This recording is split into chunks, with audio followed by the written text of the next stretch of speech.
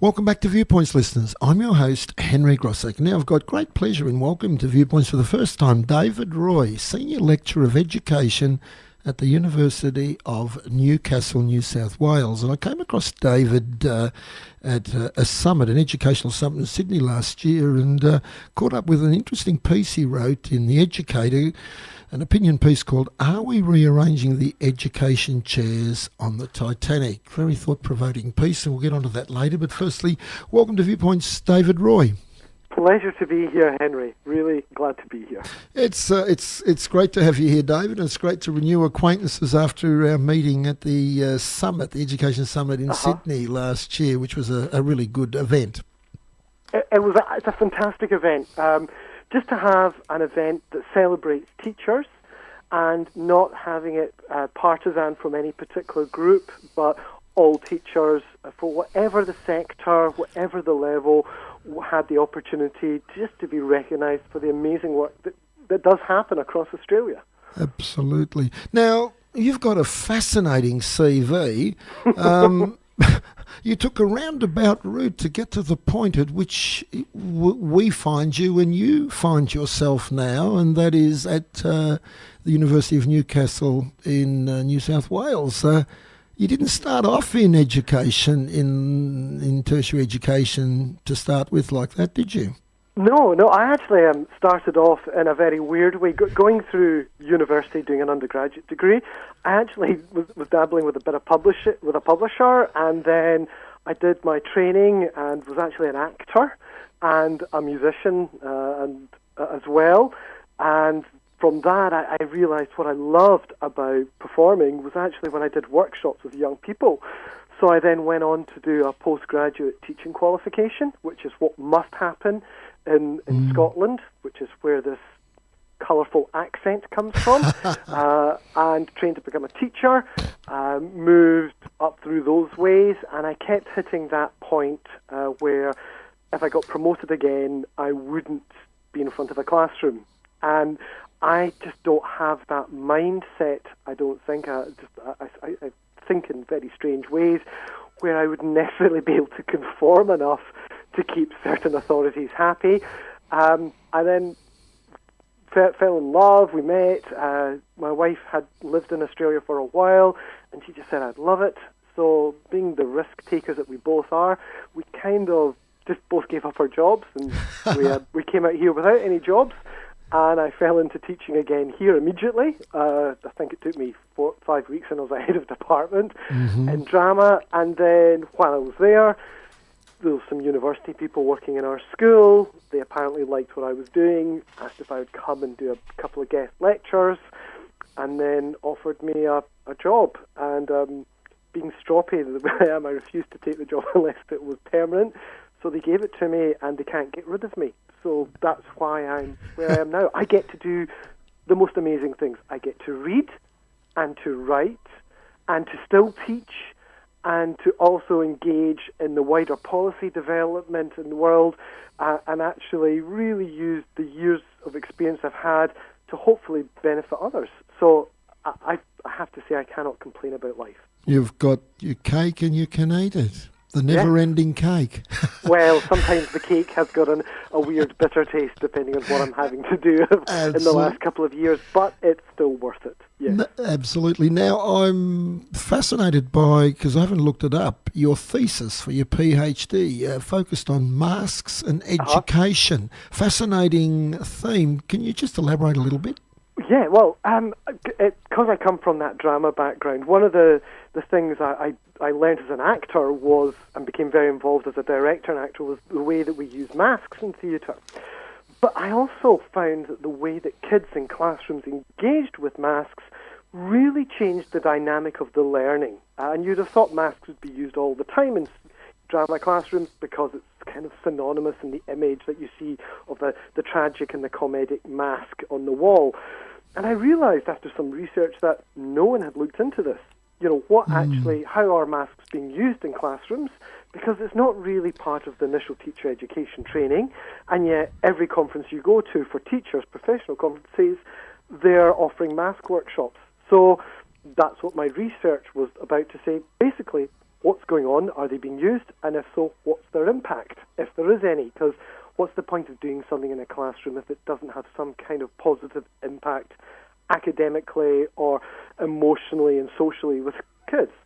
And what did you find? And there was some interesting side effects came out from that, because it did have certain impacts and it had some negative things as well. But the biggest thing that I didn't expect was when you had children in the classroom who have got sensory processing disorders such as autism or dyspraxia, etc., that often can cause them to be isolated because of the way that they deal with emotions and deal with things socially, that actually they weren't isolated at all. In fact, you couldn't tell which kids had neurological challenges. In some ways, you'd have thought wearing a mask would be an overwhelming sensory, but what it did was it allowed the kids to disassociate from, I guess, the label mask that society had put on them, and the other kids accepted them just as kids. They accepted themselves as kids and were willing to take risks and challenge and communicate in new ways. And it was the teachers of the classrooms who were getting blown away by this, because they were the ones identifying it to me.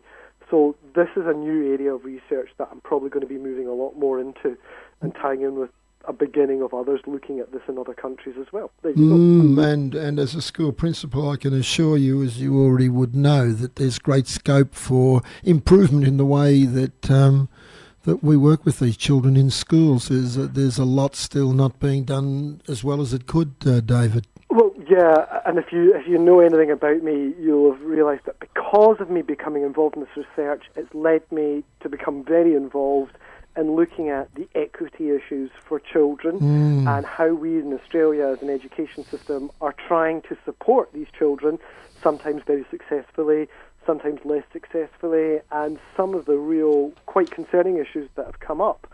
And I guess my involvement in that is not necessarily benefiting my career, because sometimes you have to challenge things, and that can put certain noses out of joint.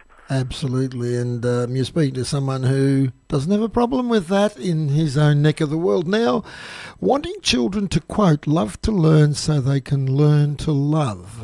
You're seeking to ensure that all children are given an equal chance to succeed in Australian schools. Can you elaborate on that term?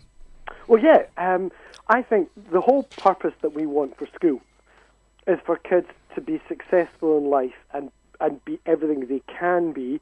And I know it sounds kind of very, I don't know, philosophically kind of like unrealistic or dreamy or hippie-like, but the idea that we have love in society, that we love one another, that we as human beings care for one another, care for our planet, care for everything. I think education is the power.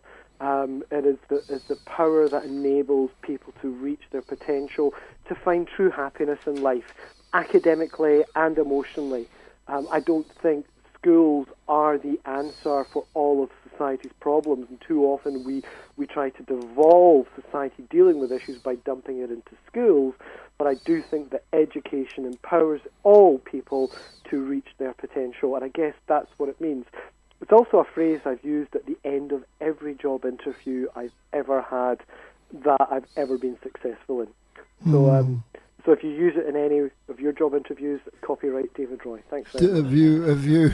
Have you heard whispers down the line that I may need to go for some job interviews or something? I was meaning generally to the listeners, not just yourself, Henry, but we'll talk about that off air. We will. Now, I'm intrigued with something else. Obviously, as a university lecturer and research is a big part of your interest and professional work, you're quoted as saying at the same time you insist that educational research is in the grave position science was 100 years ago. That's hardly comforting, David. Well, education has made lots of assumptions, and there's lots of small studies that are done. Large studies are hard because kids are so diverse, schools are so diverse, teaching staff are so diverse, that actually cutting down and saying what are the consistent factors that mean that we can make a causation come from a correlation. You know, we can see links between things, but can we say they actually cause them by removing all the variables? That's really hard to do in education at this point because there's so much about neuroscience we just don't know, and about emotion and psychology, we just don't know. And education as an academic subject has not got that level of seriousness, of respect that we now have for science. And science used to be seen as this vague amorphous thing around about 100 years ago. And after a build-up of hundreds and thousands of studies that were able to say, look, there are some consistent concepts we can show, well, education, I believe, is still at that stage, that we're still trying to pull those studies to say what is actually consistent. It's demonstrated in I guess, the quite childish binary positions people take over lots of issues, whether it's about funding, or it's about phonics, or it's about class size, that there is no definitive answer, and people stick themselves into silos because they haven't decided, is the earth round or is it flat? They haven't decided, do we circle the sun or does the sun circle us? So we're kind of at that stage still to a degree. But it's also a really exciting thing to be at, because it means we're at the start of something that can only get better. Good so point. It's a positive as well. There is. We'll take a short break, David. We come back. I'd love to chat about that. And that segues nicely into the opinion piece in The Educator. Are we rearranging the education chairs on the deck? Can you hold the line? Of course.